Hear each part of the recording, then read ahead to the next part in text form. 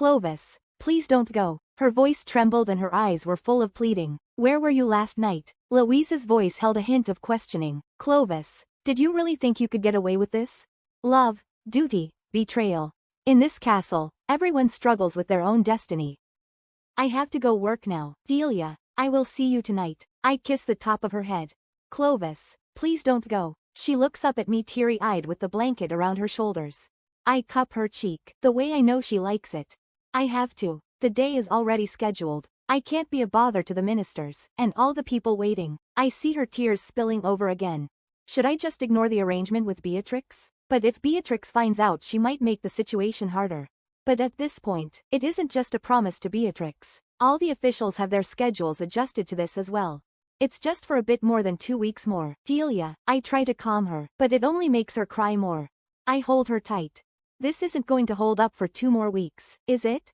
I love you, Delia. You know that. Once this time is over, things will be back to normal. It never will go back to normal. It's not the academy any longer, after all. Delia manages to halt her tears and turn it into her little hiccups, where tears drop out every time a hiccup escapes. She really is cute. I'll be good, I promise. She whimpers in my arms. I know, you always are. Is this a lie? I kiss her forehead, and then pull back. Louise looks at me with worry, but walks with me towards the offices. Once we are out of Delia's sight, she asks me the question I had hoped not to answer. Where did you go last night? To visit someone so I could cry my heart out and clear up my heart before facing Delia. Louise doesn't look satisfied with my explanation, but doesn't press any further. The first couple of days, Delia would cry quietly against my chest as I hugged her when I came home late. Louise said Delia was probably trying to hold in her loneliness so I wouldn't notice. But how can you not notice when she shakes like a leaf and your shirt gets wet with tears? In the end, I ended up spending my 30-minute break running through the castle to Delia, give her a flower I hurriedly picked up on the way, eat lunch hurriedly with her in the few minutes we had, and running back to the office. The people around me smiled every day I did it, praising me for being so loving and going so far for her. They also called me a fool when I wasn't looking. The ministers did scold me lightly, as I started running out of energy faster than usual, but that was all. In return, Delia was happy. She started preparing lunch for me when I came by. Sometimes bigger lunch than I could eat in the time I had, so she'd pack it up in a basket, expecting me to eat it, or share with the others after I ran back with it. But she was happy. Even when she started making the lunch more heavy with meat and protein and different herbs, I ate it, though it got hard to force down. As long as she's happy. Beatrice's point of view. Lady Winterbell? I stare up at my unexpected guest. Is it ironic that I said no one would come by other than Clovis less than 24 hours ago? I didn't think Clovis would go and tell Louise himself. Louise, being rather tall for a lady, stares down at me with a cautious look, much like you'd give a venomous spider on your hand, that you're terrified will bite if you make a move. Did His Highness stay here last night? Straight to the point. I smile a bit, and lean against the edge of the front door, putting my head on the hand I was holding the door barely open with. And why would he do that, Louise? Louise stares down at my chemise. Chauvis averted his eyes, but Louise has no reason to. Her gaze says enough. If I did seduce him, what blame would there be on me after what Delia has done? And I'm technically still his fiancé. Louise looks dissatisfied with my words. I'd be a fool if I wasn't suspicious after seeing you on the balcony watching us, and now finding you alone in your mansion, after Clovis disappeared last night. Certainly. I sigh and open the door further to invite her in. Louise steps in confidently in her usual military walk, and after closing the door I guide her to the reception room, where we finally sit down across from one another. I do have an agreement with Clovis. However, it is merely that he and little Miss Flowerhead has a little trial period. I have no intention of interfering further than that. She stares at me and answers bluntly. If that was the case, then you wouldn't be observing the situation like this. You look more like someone waiting for their relationship to fall apart. Arrogance like that is why you lost him in the first place. I lean back in the cough, unable to hide my knowing smile. Quite the opposite. If anything, the fact that I am doing nothing is a sign of respect towards Delia's way of manipulating people. Louise's confidence wavers. What do you mean? I don't know if that girl does it on purpose or if it's subconscious, but she's very good at pushing blame for things onto others. If I was in the palace, she'd find a way to turn the blame for all their relationship issues onto me, regardless of whether it is true or not. Louise thinks my words over, but then shakes her head. She can take responsibility. She really doesn't like hurting people. She just thought Clovis had thrown her away after seeing you two together, and made a mistake while in sorrow. I cut Louise off and finish her sentence, much to Louise's displeasure, but she doesn't correct me either. You really were spying. I lean my head to the smile, and snap my fan open. Judging by how little fuss has been made during the day, and by the fact I haven't been called to the palace, I suppose they've made up though. So what are you worried about? Louise doesn't look like she wants to answer, and the hints of guilt in her expression shows how uncomfortable she is with the topic. Delia is still crying. She was crying all day. Clovis forgave her, but she still can't stop. You'll also like Eunice Louisiana Alvarez, a 20-year-old girl who had no friends even though she was already in senior high school. Her classmates prefer her as the nerd of the campus. Being a normal college student, Yunso was reincarnated into a book she barely remembers as a no-name cannon fodder. To survive in an unknown world, she devises a plan in. Completed. Warning. The story is unedited. I apologize for the numerous grammatical errors within and messy storyline. After my death, I'm grateful to be reincarnated. Falling into the fiery hell she created must have been the perfect way for her to die. The other woman would then become the heroine that saved the townspeople from the. After I died in the modern world, I was born in a magical realm with scheming nobles, magical creatures, and a magic academy straight out of Hogwarts. Still, I miss the inn. Nana wasn't someone who could be called ambitious. In fact, her mom liked to constantly remind her that she was too lazy. It wasn't that Nana was lazy. Really, she was.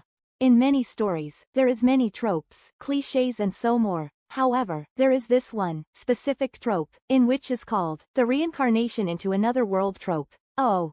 I cover my lips with the fan and hold in a huff of laughter. He hasn't forgiven her, just like she probably hasn't apologized properly. Louise frowns at me, like my words were an insult. No, he definitely forgave her. I sit up properly and cross my legs, watching Louise's expression as she works through what I assume is whatever happened when Clovis returned. If he really had forgiven her, she wouldn't be crying. There are only 3 things that can soothe her crying, and His Highness hasn't done any of them. Louise looks at me hopefully. Which, she probably thinks that these are things that will just make the situation go back to normal, and that is partly true. However, either of those 3 things have a price. More specifically on Clovis' heart. Each thing is just abandoning his own feelings about the matter. I'm not you. Delia is the one that made the mistake. His Highness has the right not to forgive her. Louise frowns, but doesn't argue. This is a lesson for him to choose his partner more carefully. He got tempted by a freedom from his role as a prince that he can't have, and chose someone stupid and innocent enough not to know that. Louise presses her lips together, looking unhappy with my words, but it's not like she can't relate. A lot of people with betrothals have wondered at least once if marrying for love would be possible, if they could just be themselves and not the role they were given. It's not that strange that Clovis hoped he could be himself instead of just a prince with Delia. But Delia lives in a fairy tale. And what? You think you'd make a better partner? To begin with, one of the biggest reasons he can't stand you is because you've always looked down on him. She defends her friend's choice, and likely still feels that I'm dangerous in some way. It's probably true though. I might be overbearing. It's hard not to be. If he would grow up and fulfill the role as my fiancé properly, that would likely cease to be a problem. Louise sighs. Beatrix, how'd I fix this? I can't help but to feel like this happened because of me. She brings the topic back to fixing the situation, or at least tries to. You can't. I've already placed a curse on their relationship. A curse that makes His Highness unable to do what he needs to do. Probably. Louise's horror speaks wonders. Beatrix. I laugh softly. When a heroine and her female lead argue like this, there are 3 general things that can be done to fix it. The first would have been for Clovis to apologize even though it wasn't his fault. However, the apology would have been that he made her lonely. Our agreement states that he cannot apologize for having to do his work. Secondly, he could have told her he loved her. Finally, he could have kissed her lips. Without one of those, Delia won't believe he loves her, no matter what else he says or does. Until she gets one of those, she'll keep crying like an abandoned child with no confidence. I snap the fan closed and stand up. Don't worry, Louise. Even if it wasn't you, it would have been something else. Just be a good friend, and then you'll have done everything you could for His Highness. I calmly begin to walk towards the front door to send Louise home. By the way, is Delia sick today? Plot-wise it would be suitable, considering Clovis hasn't forgiven her. Make sure she's sick so she looks even more pitiful. I glance to Louise and see her frown. No. However, her feet are injured from broken blisters as running over some branches. I almost let out a laugh. My condolences. I'm sure the 15-minute walk to the offices in high heels must have been tough on her untrained feet. Louise probably notices my lack of sincerity, but it's just that I can see how the plot would have had Clovis tending to her feet with a loving gaze. Clovis' point of view. After about a week, I was drained. Mentally and physically. A part of me couldn't help but to feel pathetic. It was just a light run. One would think it would make me feel better, but instead I felt the drain slowly take over my body.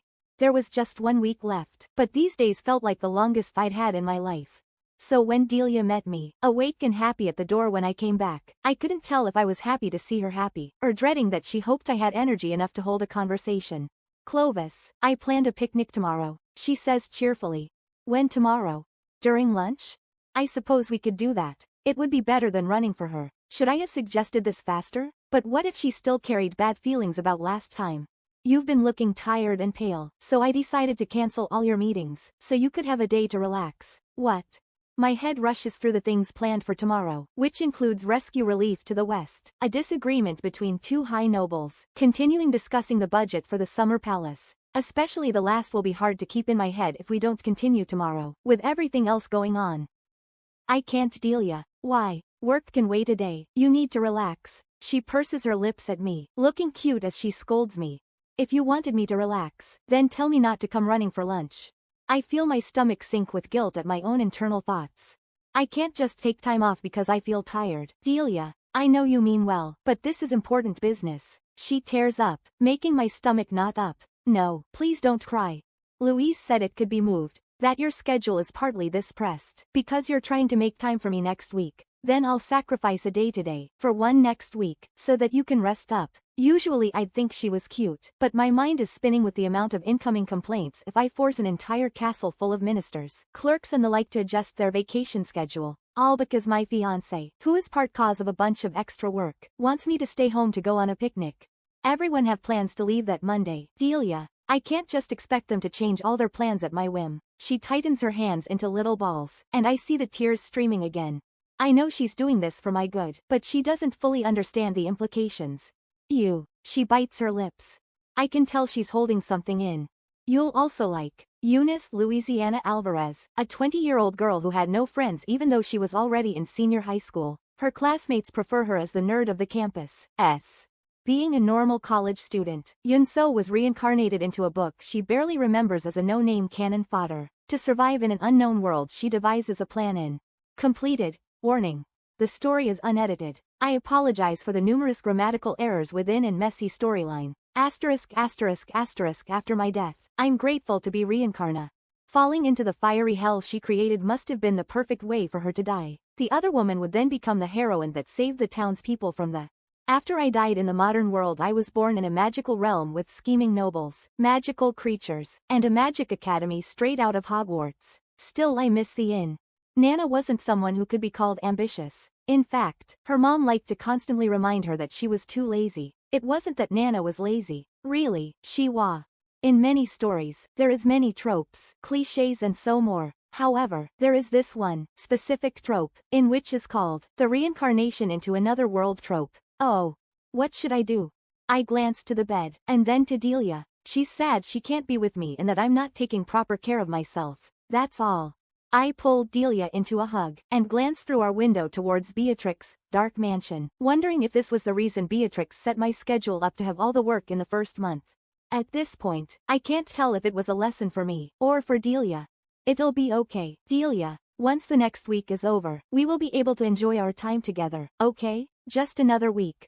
I end up staying awake until Delia calms down enough to sleep, then slip out of the room to fetch a servant, and tell them to ensure everyone that tomorrow will proceed as planned, before finally falling asleep next to Delia, in a sleep ridden with nightmares. Until, for once Delia is awake before me and wakes me up. Clovis, she calls me cheerfully. With a tray full of heavy breakfast, and a cute pink apron. I made breakfast, so we could enjoy a bit of time together before you have to go. Thank you, Delia. I sit up, feeling groggy as I look at the clock. There's an hour until I usually leave to have breakfast. I end up eating slower than I think though, so perhaps it's fine. Delia set off extra time. She keeps talking about what she's learning in the library, and how Cyril is helping her study. I praise her, while I quietly wonder why she's still so close to him after what happened. Was I always like this? Are you jealous? I look at Delia, who is looking at me with intense curiosity. Of who? Cyril. Jealous? Is it jealousy? To wonder if you'll run to him and let him hold you again? I guess. I end up frowning at the thought, but Delia smiles.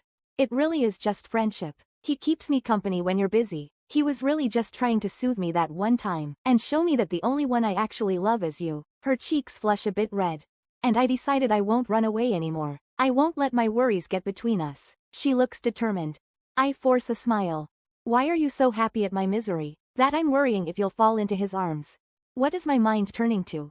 Finally, I leave, and Delia kisses my forehead goodbye, and I kiss hers, before leaving. Just a week left. As I finally get to the office, Beatrix is there, all dressed up like her noble lady self, smiling like a cunning vixen as she greets the people overjoyed to see her. Why are you here? Go home. I don't have the energy for banter or life lessons right now. I almost turn around on my heels the moment I see her, but I can't just run away either. Lady Beatrix, what a surprise. I greet her, politely. Your Highness, she responds and turns to look at me. Though her lips were about to move, she freezes up a bit as she looks at me. Yes. I thought I would help out, to make things go a bit more smoothly today, she adds hesitantly, clearly knowing that the reason we need help is because she isn't doing the part she used to do. Thank you. I end up responding quite dryly. I don't mean to take that tone with her. Thankfully, the officials take over the interaction, and I make it into the meeting room. Beatrix really does join us though, and as the duties of the day begins, Beatrix practically takes over the meetings, controlling the pace, lining up arguments, keeping time, cutting off when people get sidetracked, and sums up the conclusion neatly. The cruel cold lady keeps the officials in that iron grip of hers, and though I see dissatisfaction with some, I see relief with others.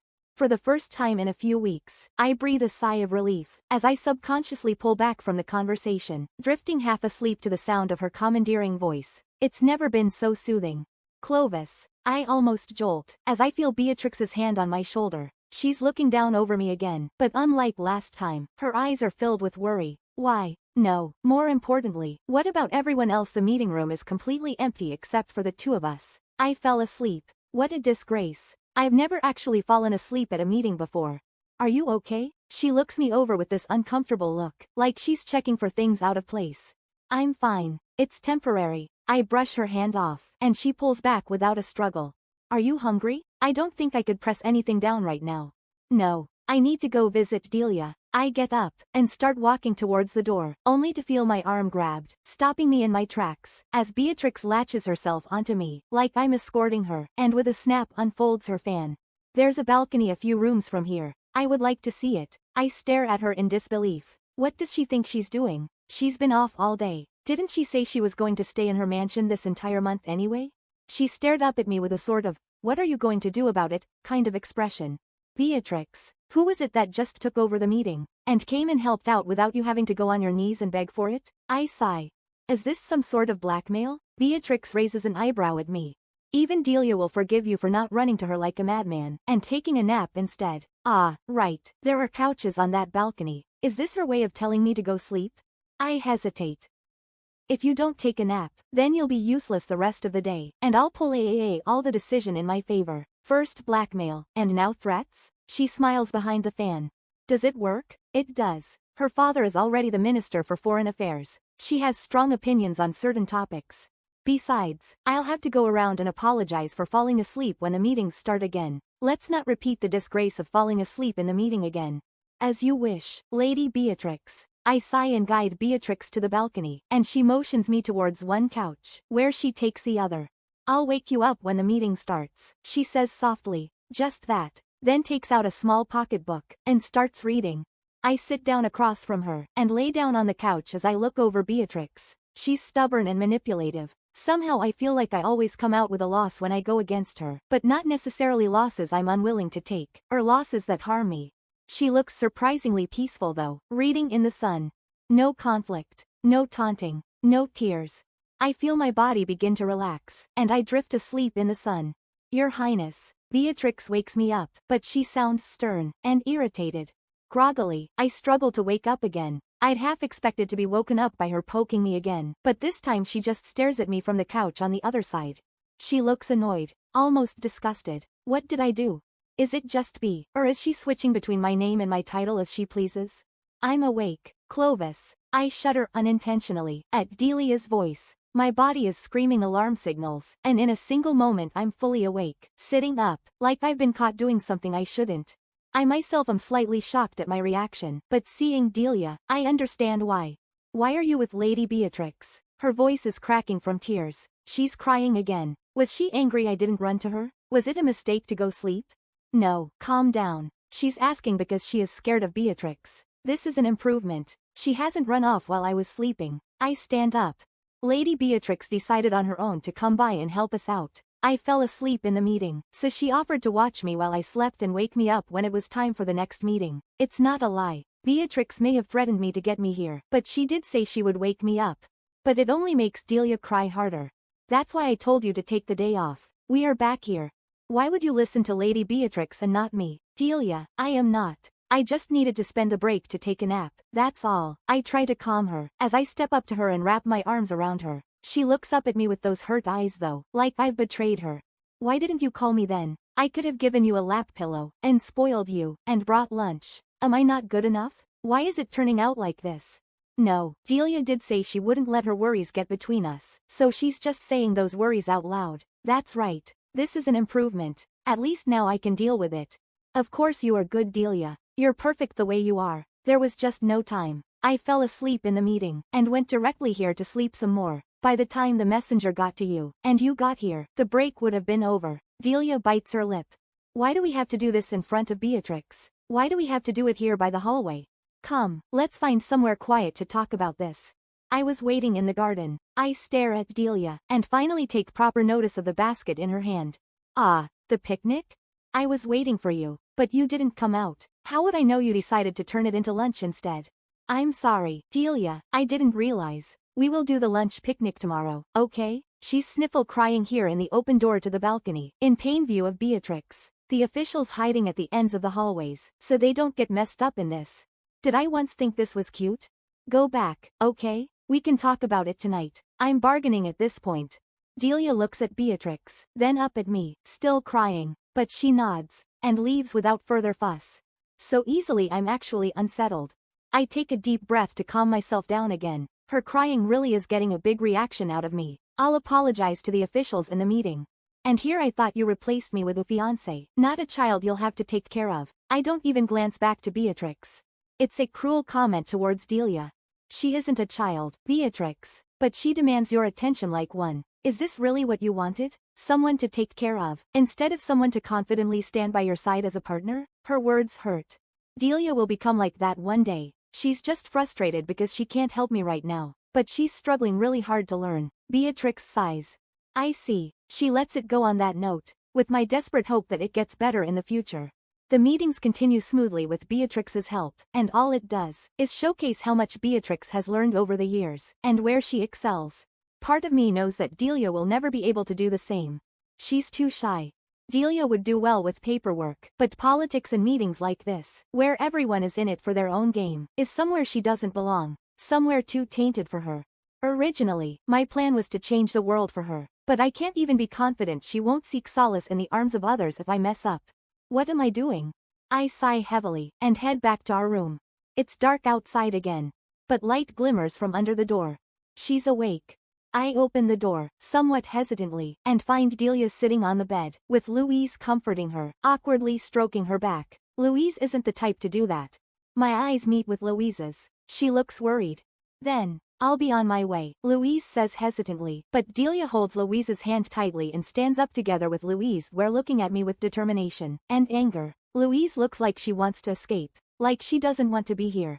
Delia is all riled up, and for the first time, I see Delia not hiding behind someone else, but at the same time I dread doing this in front of people. Again. I know you slept with Beatrix. Everything explodes, and I don't even know how to react to this. Why? I know she's more classy, and pretty, and sexy than me. I know that I can never be as good at politics as her, but I thought that was okay, that I was perfect the way I am. You said that? I don't even know how to answer. Delia, wait, why do you think I slept with her? Of course I momentarily suspect Louise might have told her about Beatrix's answer, but from Louise's shocked look at Delia's words, I'm doubting it. That said, I've never seen her cry this much before, not even after the Cyril thing. When I opened the door to the balcony, she was sitting on the side of the couch, watching you so closely, touching your cheek with her finger. Seriously?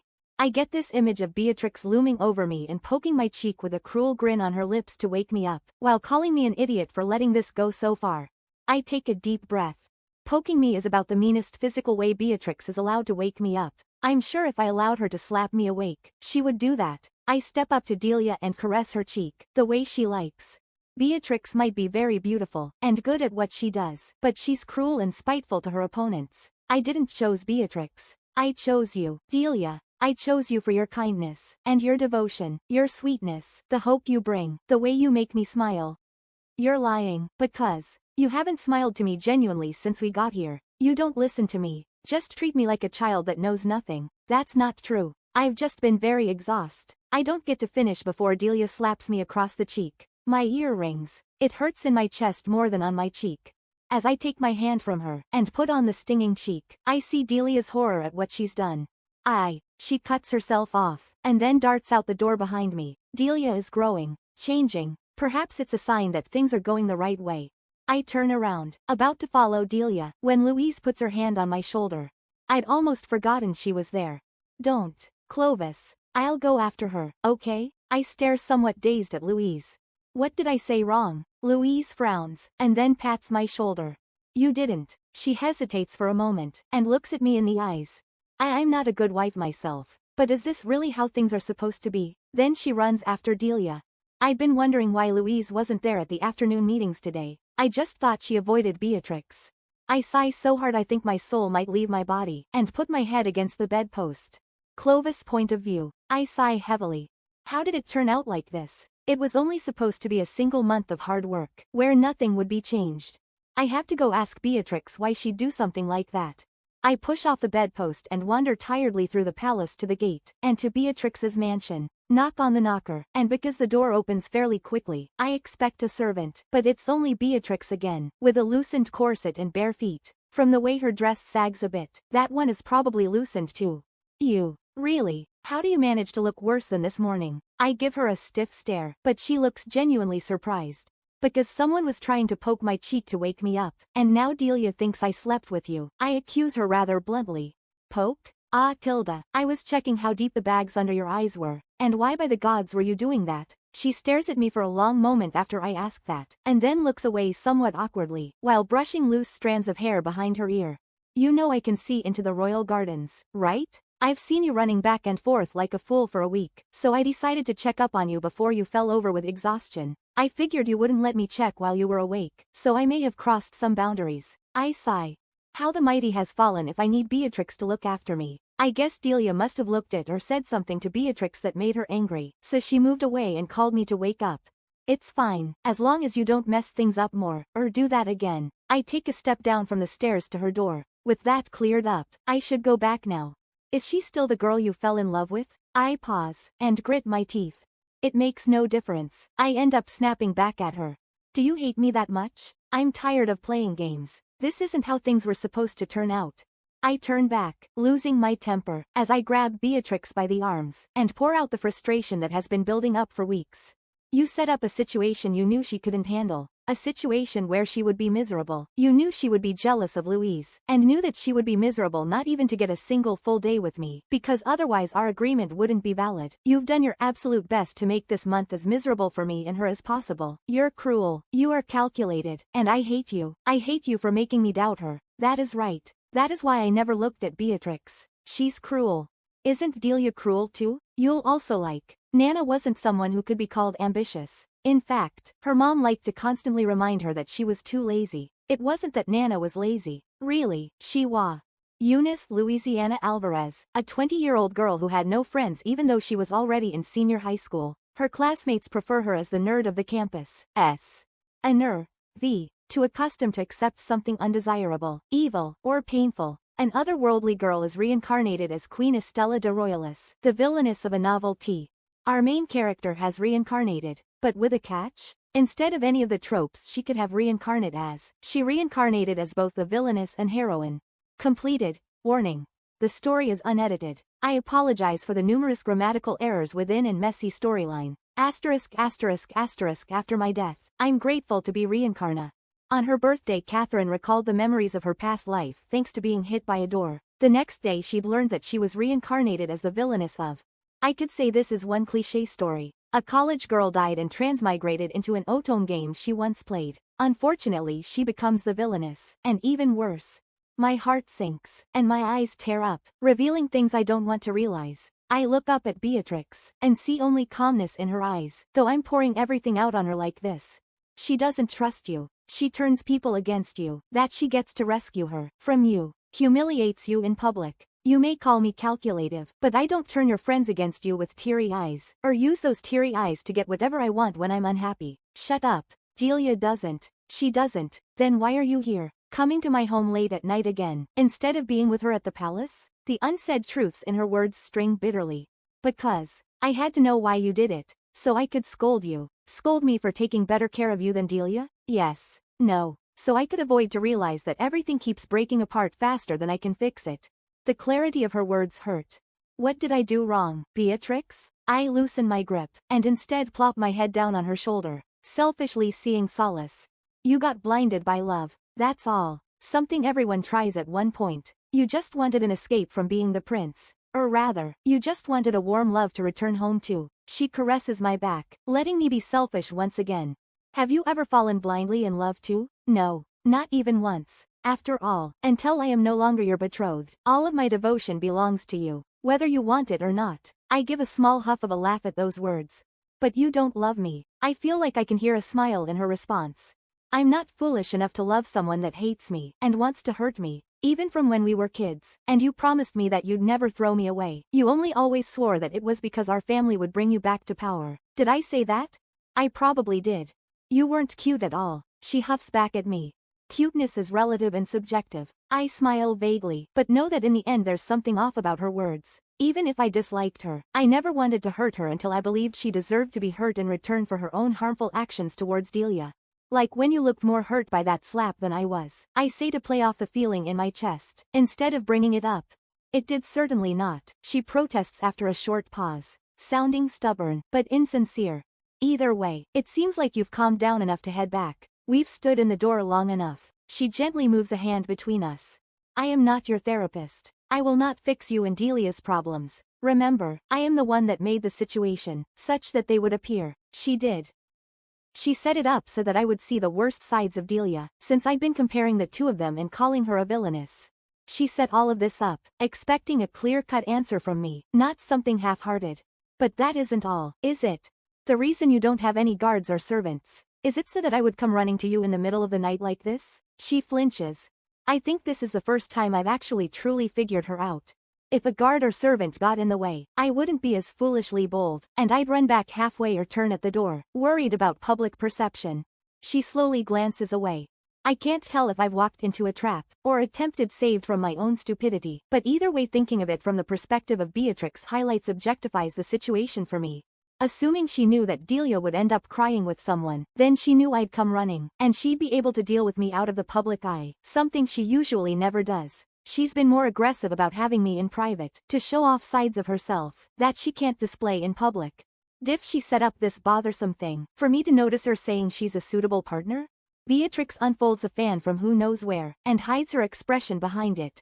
Even more importantly, it highlights that my struggles to keep Delia happy have probably been futile. Did you affect Louise too? I remember how weirdly Louise reacted before I left, and since Louise's superior in the ministry is Beatrix's father, she does actually have sway over her. More importantly, I just need cleared up how far Beatrix's scheme has affected the world around me. No, but Delia probably tried to gain an ally in Louise, because she's a woman. But Louise is your friend. She's not blind. I stare at Beatrix for a few moments. She's going to wrap me around her finger, if I let her. She is terrifying, to be honest. I remember thinking that it always seemed like she was looking down on me. I wonder if she still is. She probably is. Why wouldn't she? Even more so after all of this. Honestly, right now I'm pathetic. But she really never seems to take me seriously. I look back to the castle, where I know Delia is crying her heart out again. I know where I stand with Beatrix and Delia right now. A choice. The choice of hoping Delia will change and become a good queen, or the choice of choosing this bully that would without a doubt stay with me unless I try to kill her. So, you have figured out, or remembered my devious plan, to make you realize that Delia isn't flawless, and life with her will contain many small heartbreaks. You've tried it now, after all. Also, seemingly, more than I expected. What will you do? Get some guards. I scold her, the second time. Then step out the door away from her. She looks so confused, shocked even, as I glance behind me one last time. I'm done playing games, with both of them. My heart can't take any more of this. I go back to the palace, where Louise greets me with an exhausted look on her face. It's been a long day for her too. Clovis, I'm glad you came back tonight. I nod. How is she? She's still upset. She got more upset as she found out you left the palace, but she's relatively stable right now. I see. No more mind games. I have to take control of the situation. I must, or I'll break apart. I look to one of the guards. You'll deliver a summons to Maximilian to arrive here by tomorrow night exactly. Louise tilts her head. Isn't he under house arrest? Yes, because of Beatrix's schemes. But in this case, I'm pretty sure they'll let him go. I should add a letter to Beatrix's mother.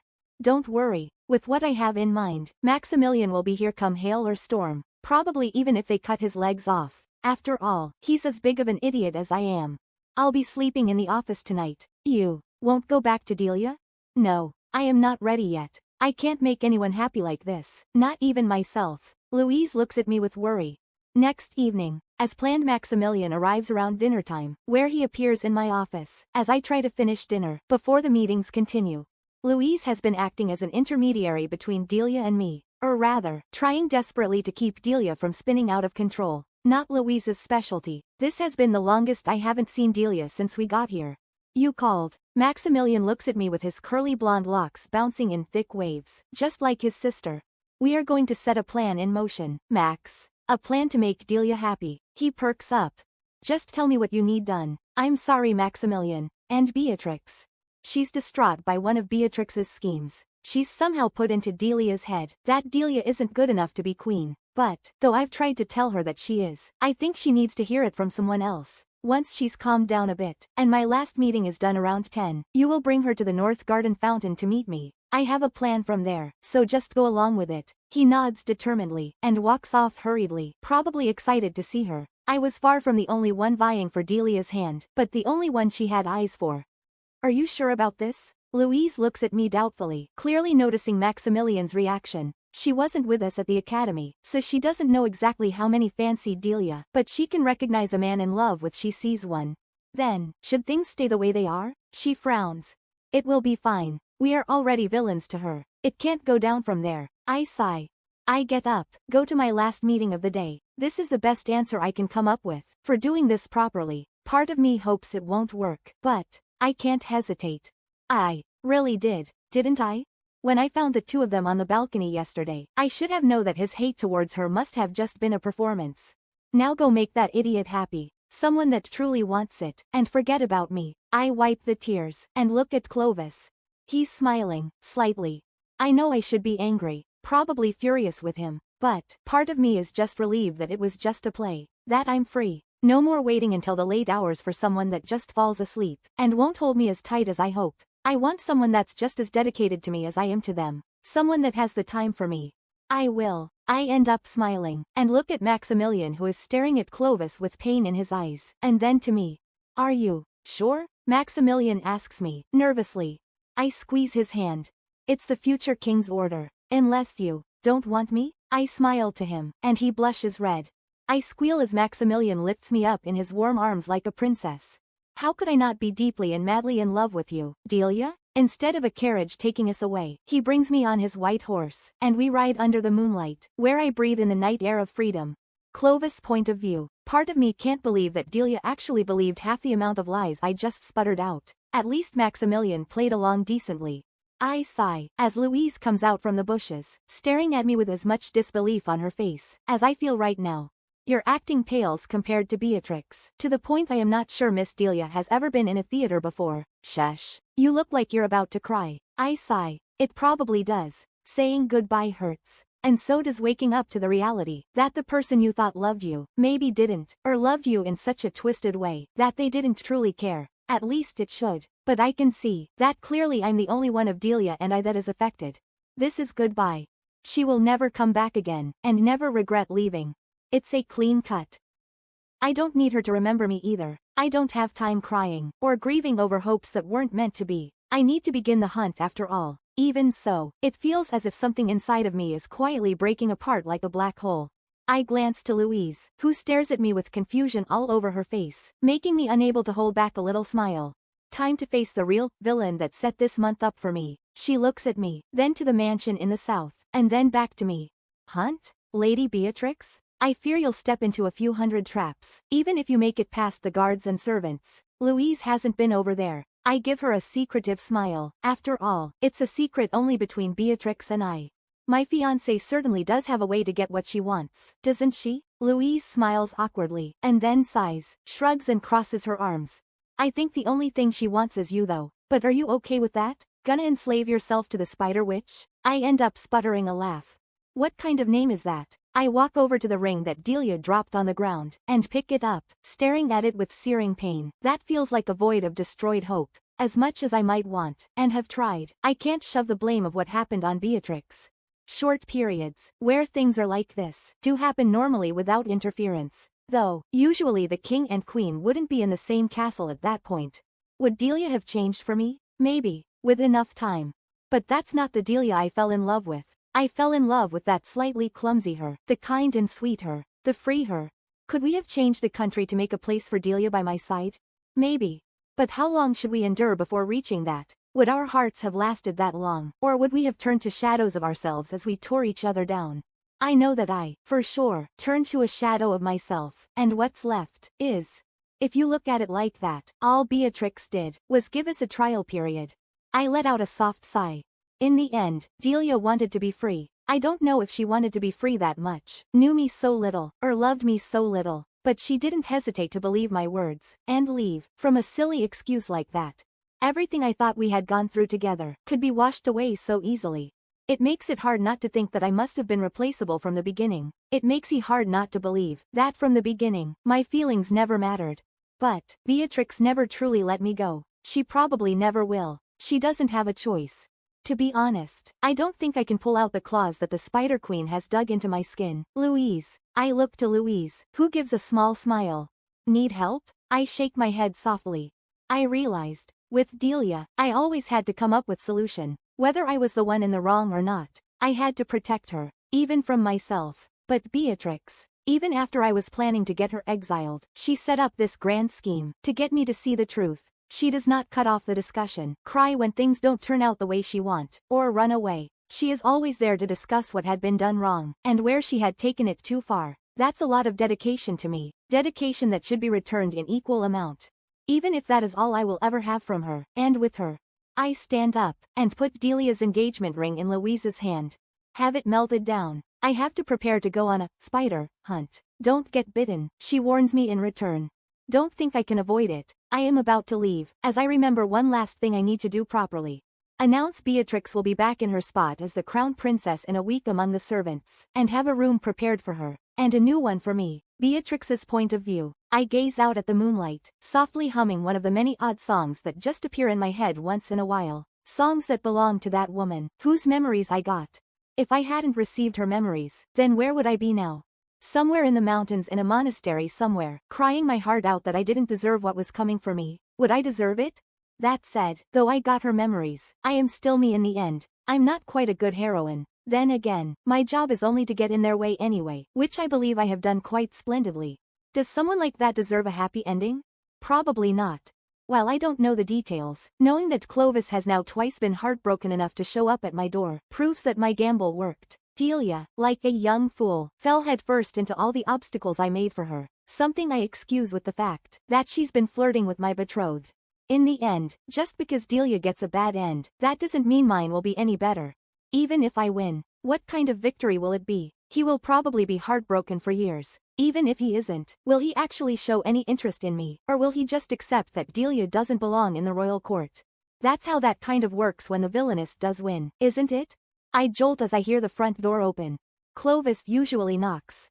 I think back on Clovis' warning, and those guards of his I sent away. In the first place, no one really knows I'm here other than Clovis. I glance to the window. It couldn't be that Clovis ended up being right? To be honest, it's more likely that it's Delia having found out I'm here, and now trying to sneak in nervously, thinking I'm a sort of vampire. I grab the lantern, before heading out of the room to the hallway.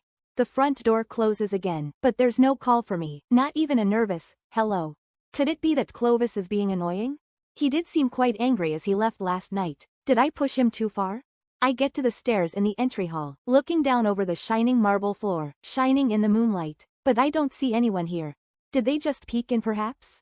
I narrow my eyes, looking over the place again, as a shadow suddenly moves from behind one of the statues, grabs my lantern, and lifts me over his shoulder like a sack of potatoes, getting a surprised yelp out of me, as my world is spun around. Seriously? I'm certain I told you to bring some guards, Beatrix. Ah, Clovis. I snap out his name, as he carries me and the lantern down the hall. Think of it as punishment. I sigh and use my hands to push off against his back, so I'm at least not turned downwards. For what part exactly? He has an arm wrapped tightly around my thighs, so it's not like I'm going to get free without falling down if I struggle. Specifically not getting any guards. You'll also like. Nana wasn't someone who could be called ambitious. In fact, her mom liked to constantly remind her that she was too lazy. It wasn't that Nana was lazy. Really, she was. Eunice Louisiana Alvarez, a 20-year-old girl who had no friends even though she was already in senior high school. Her classmates prefer her as the nerd of the campus. A nerve, too accustomed to accept something undesirable, evil, or painful. An otherworldly girl is reincarnated as Queen Estella de Royales, the villainess of a novel T. Our main character has reincarnated, but with a catch? Instead of any of the tropes she could have reincarnated as, she reincarnated as both the villainess and heroine. Completed. Warning. The story is unedited. I apologize for the numerous grammatical errors within and messy storyline. After my death, I'm grateful to be reincarnated. On her birthday, Catherine recalled the memories of her past life thanks to being hit by a door. The next day she'd learned that she was reincarnated as the villainess of. I could say this is one cliché story. A college girl died and transmigrated into an otome game she once played. Unfortunately, she becomes the villainess, and even worse. I sigh. Just for that you had to get a scare out of me? I purse my lips a bit. Well, I do suppose he is entitled to that much. Maybe. His voice isn't particularly warm or cold though. What is he doing here? He left yesterday without a word, so I thought he went back to Delia, with determination to make their relationship work. At least he's making it fairly clear he's heading to my room. When we finally get there, he kneels down, and puts me on the edge of the bed, surprisingly gentle compared to the rather rude pickup. I correct my clothes, and brush my now unorderly hair over my shoulder, as I look down at him kneeling in front of me. The power dynamic shifts, as he looks up at me with that blonde hair and green eyes filled with determination, and hints of worry. What are you doing? I search his eyes, but he's not being grouchy, angry, or about to bust into tears. What about Delia? She eloped. Eloped? With who? When? With your brother, just before I went over here. What? Why? I played the bad guy, and once Maximilian confessed to her, that was about it. She didn't look back once. I stared dumbstruck at him. What happened to the main leads conquering all in the name of love? Why that idiot brother of mine? Are you kidding? I stare at him in disbelief. He doesn't look like he's kidding. But then. Are you alright with that? I'm very honestly shocked with the outcome. Does this mean that everything turned out the way I planned? Or just that he will now look at her longingly every time my brother visits? Clovis gives me a weakened smile. I'm a fool. I'm not an idiot, Beatrix. He takes my hand in his, and just holds it, and looks at it for a moment. My heart broke when I saw her with Cyril. I convinced myself to forgive her, afraid of losing what was probably my first love. I convinced myself that enduring the worry and suspicions I might have against her would be better than to attempt to fix the messed up situation between us. He takes a deep breath. I'm an idiot. I'll admit that. I let it go on until both Delia and I could barely communicate anymore, and were just hurting each other. Until both of us were turning into someone different. He looks bitter for a moment, and then composes himself. Thank you, for making me face what I didn't want, and for being there when my head was all messed up. He gives me a small smile, but somehow I feel a bit guilty, because I didn't only make him face it for his own good. I didn't have such pure intentions. I wanted both of them to be in pain. A bit. Probably reading my dissatisfaction my face makes him smile wider. I know you think of it as part of your little scheme, but for it to have been a proper scheme, you should have seduced me properly the first time my heart was broken, not send me off with a sandwich or tell me about your so-called devious plan the second time. Seducing you wouldn't have worked anyway. I respond with a huff. It would. I cross my arms, taking my hand away from him and then look down at him, being all serious, as he insists I could have seduced him. If it was that easy, then there wouldn't have been a problem in the first place. Maybe for the night, and then you'd feel all guilty and beg Delia for forgiveness, because now you both failed. Besides, I meant it when I said you looked unbearably sad. He's quiet for a moment, and then gives a weak little smile, but his green eyes shine at me.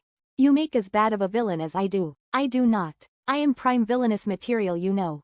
If you wanted that night, Beatrix, you could have made me give up the keys to the kingdom for a kiss and a soothing love. I don't think you should have, looking back at it, but you could. He holds a hand out for me to take again, which I take, and he gently squeezes my palm. Well, again, of course I didn't. A guy without his mind made up won't actually give you any of his heart. Part of the goal here was also to actually improve my relationship with him, to get him to trust me.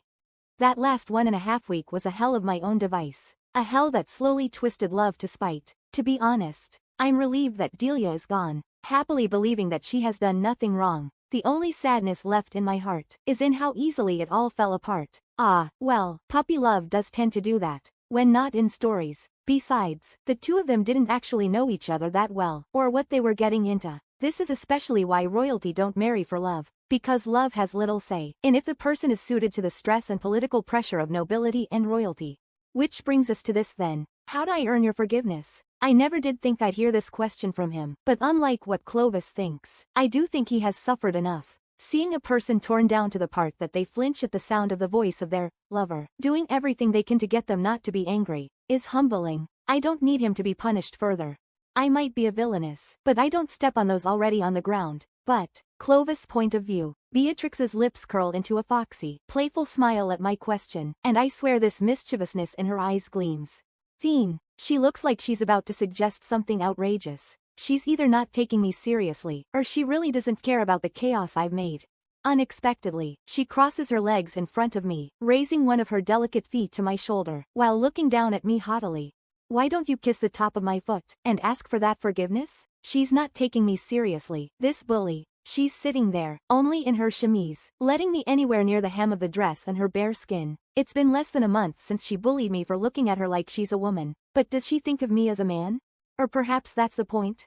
I shift enough to take her ankle in my hand, and place a kiss on the top of her foot, as requested. Please, forgive me. Her eyes and lips gleam with satisfaction, and hints of a blush colors her cheek. She's enjoying this too much. Then, I will forgive you. With that I've really been forgiven then? ... I can play along with that. I kiss her ankle this time, while keeping eye contact with her to gauge her reaction. She looks bemused. Are you sure? I confirm with her. She reaches down, cupping my cheek in her hand, and then slides that hand down under my jaw before, more sensually than I think she realizes, grabs my chin. I already told you so, did I not, Clovis? I shudder at the way she calls my name. Her honey eyes glazed with rather obvious excitement at having me underfoot. She really looks like a villain right now. If I call for help now, will a hero appear somewhere to save me? I try to suppress a smile. A soft finger brushes across my lips, and Beatrix watches me so intensely as she does this. Are you really all right, ending up with me, Clovis? The look in her eyes soften. She asks that, after all of this, like she has actually ended up believing that she's a subpar choice. Now that I think of it, Beatrix and I have been good at tearing each other down as well. Perhaps it's time to change that. I gently take the hand, which finger is on my lip, and kiss the palm instead. If you think you can get away by hiding the kind and playful self of yours away, you are mistaken. You've shown, and taught me, that I should press your boundaries more. I pause to kiss the inside of her wrist. And try to see the sides of you, that you usually hide away. She sneaks a fan from the side of the bed, and unfolds it to cover her lips and cheeks from my gaze. But I can see her eyes glance to the side. If I didn't know any better, I'd think she was a bit overwhelmed. It takes a moment before she looks back at me. When did you last kiss Delia on the lips? Temporarily thrown off, I end up thinking back. When did I last kiss her lips? I probably haven't kissed her lips since the incident with Cyril. What about before that? Probably not since we entered the summer palace. I stayed a bit dumbfounded at myself. Have I really not kissed her lips after that? The mood wasn't just really there. Beatrix grabs me by the jaw again and puts away her fan while looking at me intensely.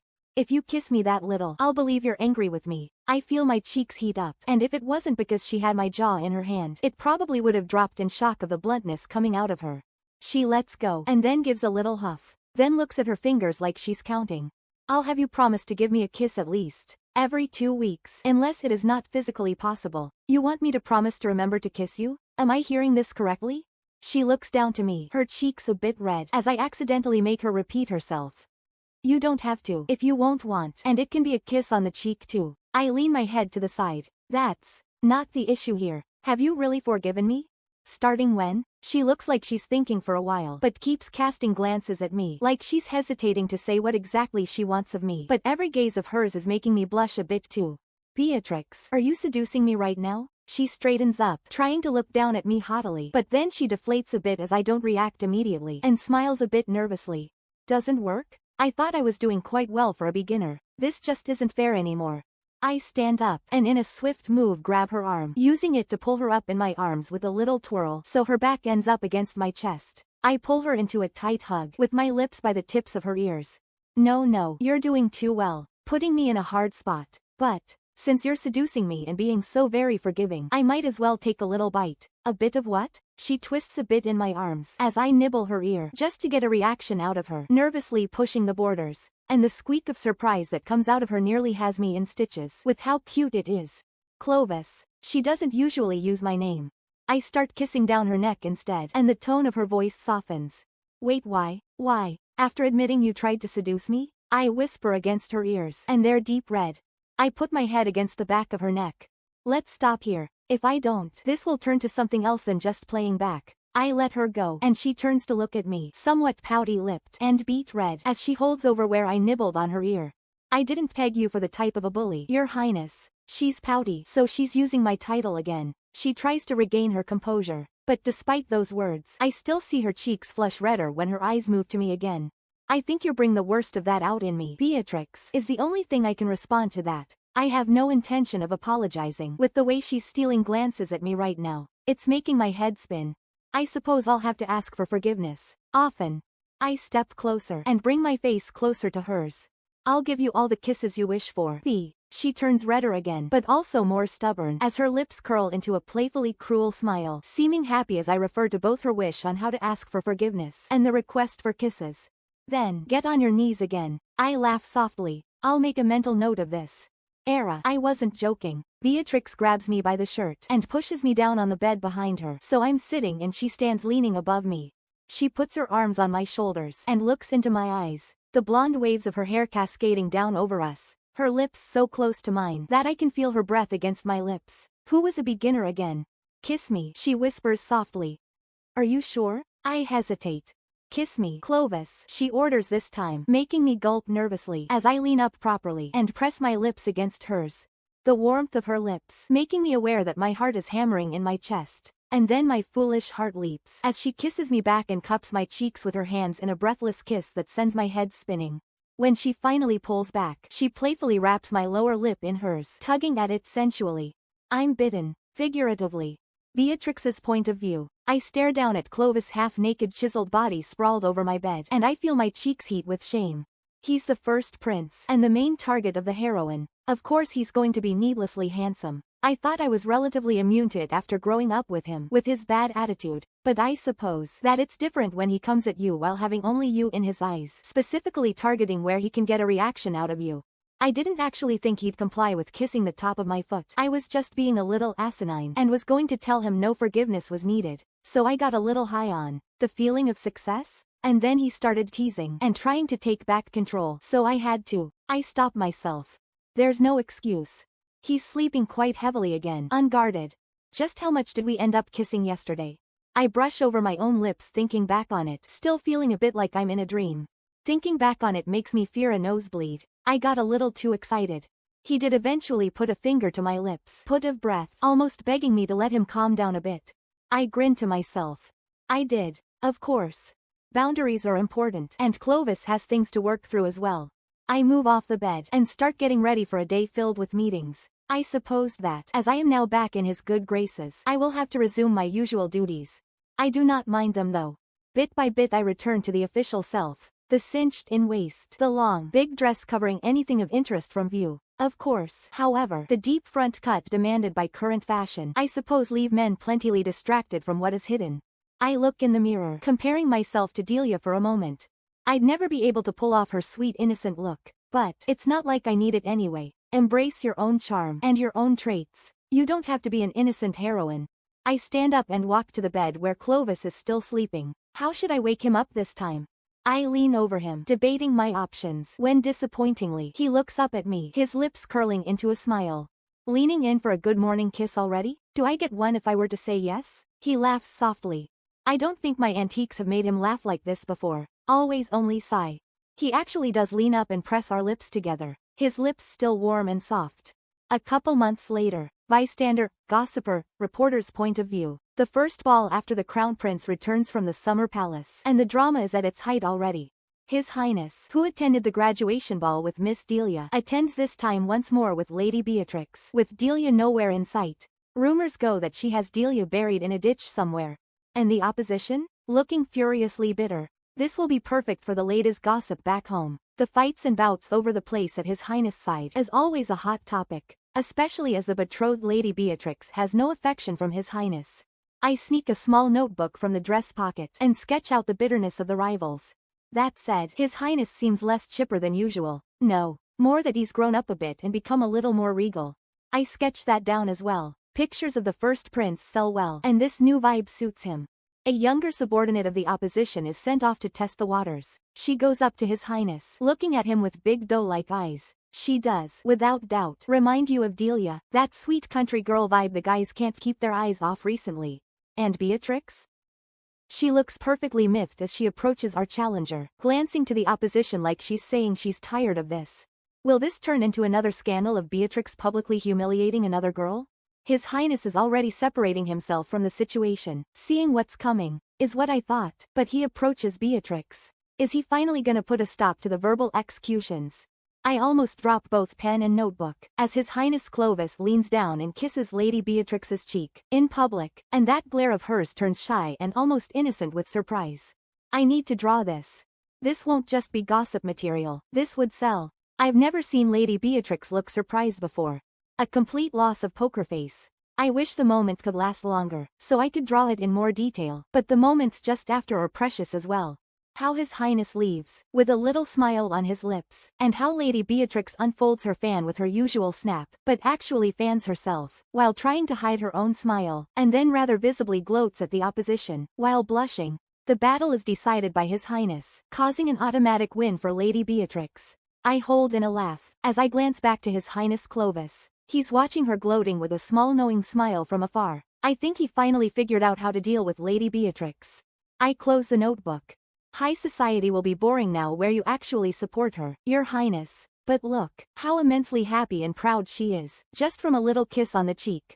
I guess the villainess of high society ended up somehow winning. I want to ask how, but I don't think that anyone that knows would dare to tell.